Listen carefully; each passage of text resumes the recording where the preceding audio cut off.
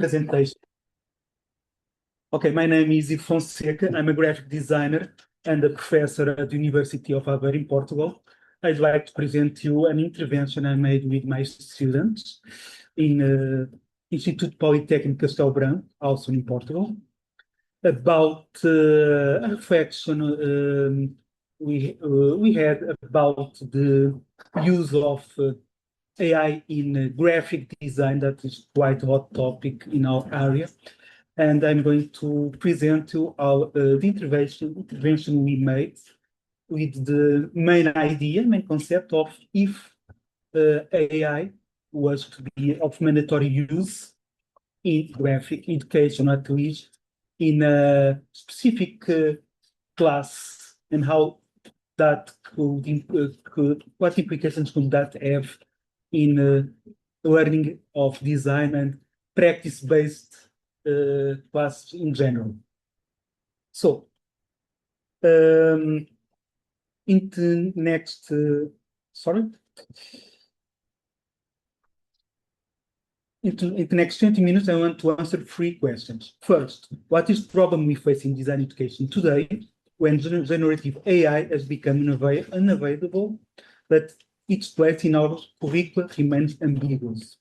Second, what kind of pedagogical response can we actually build when we don't have to either prohibit or naturalize it as just another productivity tool? Third, what do we learn when students engage with AI under conditions of compulsory use and obligatory documentation? And how does that complicate the dominant narrative about AI in higher education? So this talk has 6 parts. I'll set up the problem and our position, describe the intervention, present 4 findings, and then the implications. So, in our perspective, higher education has been responding to generative AI in essentially 2 ways. The first response is to prohibit. Faculties ban AI tools, treat them as a threat to academic integrity, design assessments to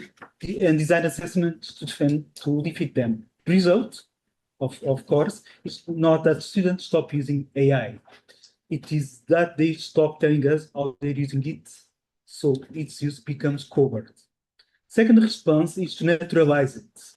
AI is just another productivity tool integrated quietly into workflows, mention it occasionally as a competency. The result is students use AI as a black box without ever interrogating what it does to their thinking, to their authorship, or to their professional identity. Both responses, in different ways, sidestep what I think is central pedagogical challenge. How do we cultivate in design students the critical literacy in generative AI that treats it as an object of inquiry rather than as a tool of mere convenience?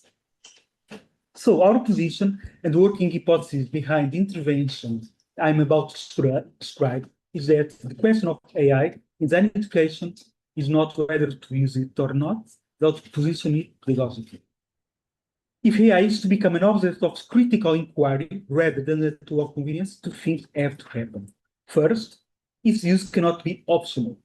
If students can choose not to engage, the only students who do engage are those who are already comfortable with the technology, and the others remain disengaged from the most important shift in their professional context.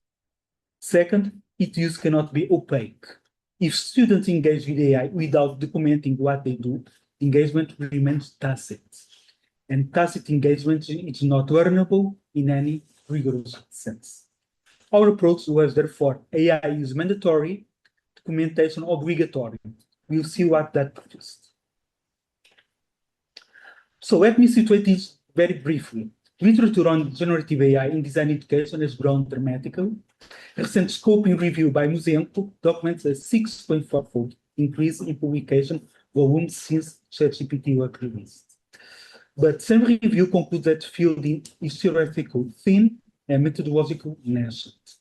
Most students don't have a theoretical framework. Most don't specify outcomes. Graphic design as a subdiscipline accounts for less than 2% of the course. Within this emerging field, the work of freshman offers two distinct programs of inquiry. She has surveyed students and interviewed educators in multiple countries, and she has consistently argued for what she calls structured curricular response. AI integrated explicitly with reflective documentation, with designers' role as a creator made of the object of teaching. But her work, and most of the work in this field, stays at the level of proposal. What is missing is the empirical question. What happens when you actually do this? And that's what we've done. So the site is an elective unit, designing technologies in the Master in Graphic Design at ISART, School of Applied Arts in Polytechnic Institute of Castelo Branco in Portugal. 9 students, 13 weeks in the academic year of 25-26. The assignment was to develop a personal self-promotion kit with two complementary components. A printed component at the full production scale. It could be a catalog, brochure, poster, manifesto, whatever fits. The student identity. And the functional website prolonging the same identity into digital domain. The two non-negotiable conditions were AI was to be used as an explicit support across all four phases of design process: discover, define, develop, and deliver. And every interaction with the AI tools had to be documented in a weekly experimentation diary. Submissions came to the institutional learning management system in January of this year. The choice to center the assignment on a self-promotion kit rather than a fictional client brief was deliberate. In conventional studio assignments, the artifact and subject are kept separate. Student designs for a fictional party, a fictional NGO, a cafe, or fictional client. The rejection of mediocre output carries no personal costs. The student doesn't have to live with visual identity.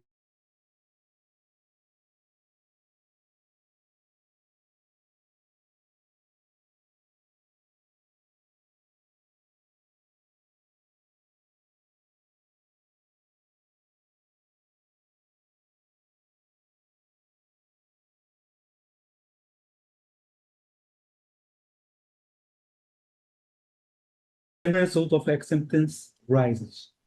The student becomes a sharper critic of what AI produces because what it produces speaks for them. This is, in our reading, one of conditions that amplified patterns we observe. So, 3 features of the intervention are decisive for what follows. First, AI use was obligatory and transparent. No student could opt out. No student could use it without commenting. This inverts dominant pattern in higher education, where AI is either prohibited or tacitly tolerated, with consequence that use becomes either covert or unreflexive. Second, diary. Not as a record of activity, not or a list of prompts, but a metacognitive device intended to slow production cycle, expose decision making, and render the iterative structure of the work traceable. Third, the dual material constraint. The requirement to produce both the printed artifact and the functional digital for students to confront differential behavior of AI across different domains. This opposition turned out to be one of the most productive things about assignments, truthfully.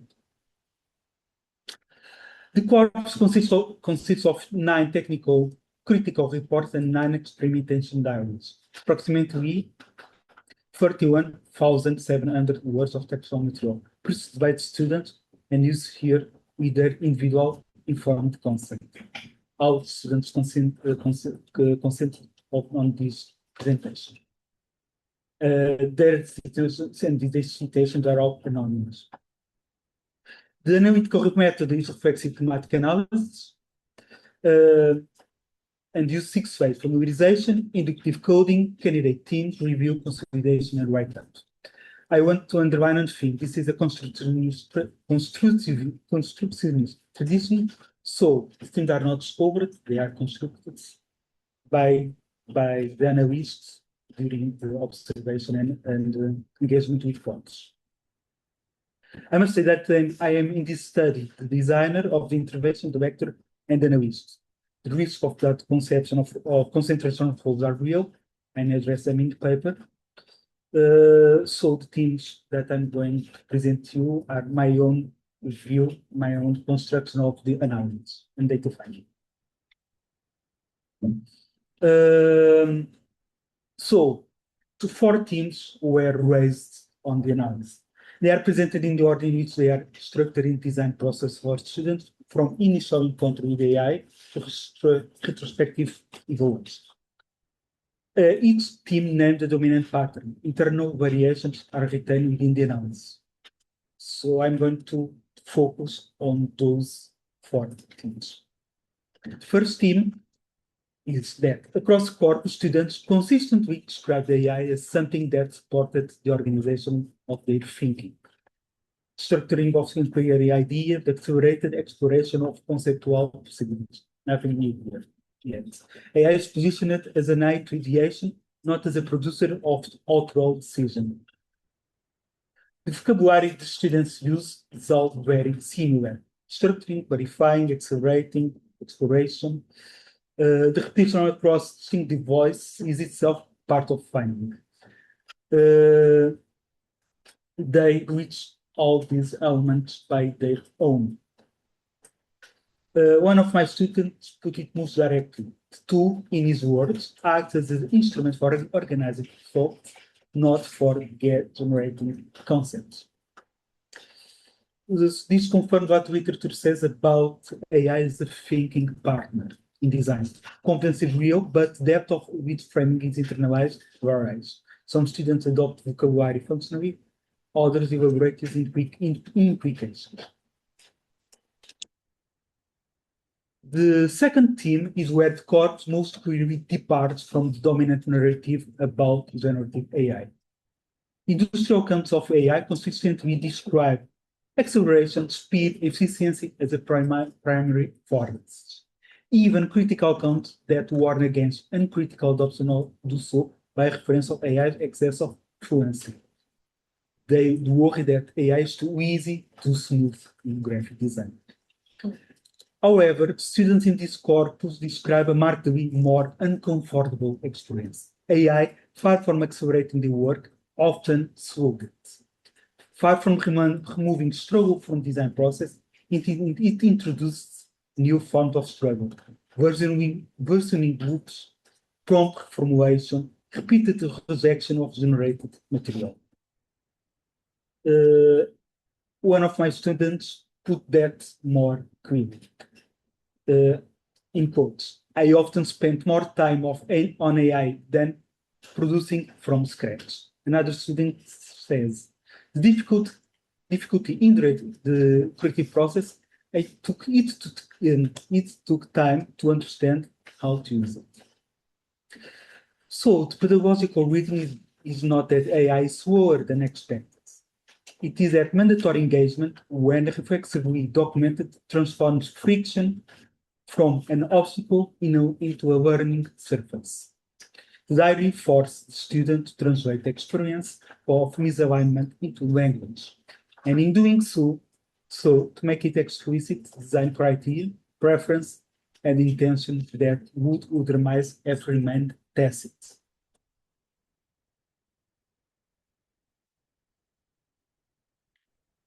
To give a sense of what this friction looks like in practice, one of my students reports something I think is very interesting. About 29 versions of his website were generated before the work was considered complete. Small prompt change producing significant layout shift that he found hard to anticipate or control. This is not, in the moment, experience of generative ease. It is an experience of misalignment, of having to reformulate over and over until the system produces something the student can accept. It is slow, frustrating, and exhausting. But, and this is the pedagogical point, every one of those interactions is commented in the diary. And everyone forces an articulation. Why is it wrong? What I was trying to get? What would I need to change in the prompt or the brief? So the friction becomes thinkable. Theme-free articulates finding that is largely absent from existing literature. Literature tends to treat AI and as effect on design as if it were uniform across material domains, and it is not. In print and component, students consistently report that AI was less effective in supporting decisions. Considerations of scale, sequence, paper binding, body interaction with artifacts, these required forms of judgment that the AI did not adequately scaffold. Is it short on time? 4 minutes. Okay. One of my students says, in printed portfolio, AI tended towards visual interpretations. In digital components, AI was significantly more useful. It worked technical threshold of website production, generated functional code or layouts, operated within a domain whose conventions were more amenable to algorithmic manipulation. The symmetry is analytically productive because it surfaces the role of materiality in mediating cognitive contribution of AI. Print and digital make different demands on tacit understanding designers bring to AI engagement. Fourth and last theme, across corps, students articulate a consistent reframing of their roles as designers, not as a loss of authorship of face automation, but as a redistribution of authoral activity. They describe themselves as creators, editors, decision makers, mediators.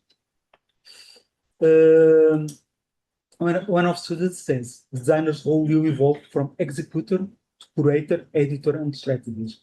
Another one says, a transition from the role of craftsman to that of a strategist and visual curator. This vocabulary was not imposed by the assignment. On brief I gave to them, I used the word mediator. The language of curation, editing, and selection emerge in the reflective writing in formulations that are responsible, recognized by students as their own. So, let me put back to discussion. Bierman, Ryan, and Azali recently mapped the three dominant scores of AI in higher education. AI as efficiency device, AI as a threat to academic integrity, or AI as an inevitable opportunity. What I want to suggest is that none of those three scores adequately capture pedagogical possibility these cases opened. Students did not experience AI as efficiency, they experienced friction, slowing, and exhausting iteration. The compulsory framework prevented AI from being either privileged or naturalized, and in doing so, prevented integrity violations from becoming the operative category. And the inevitability framing walks the conversation into when rather than how.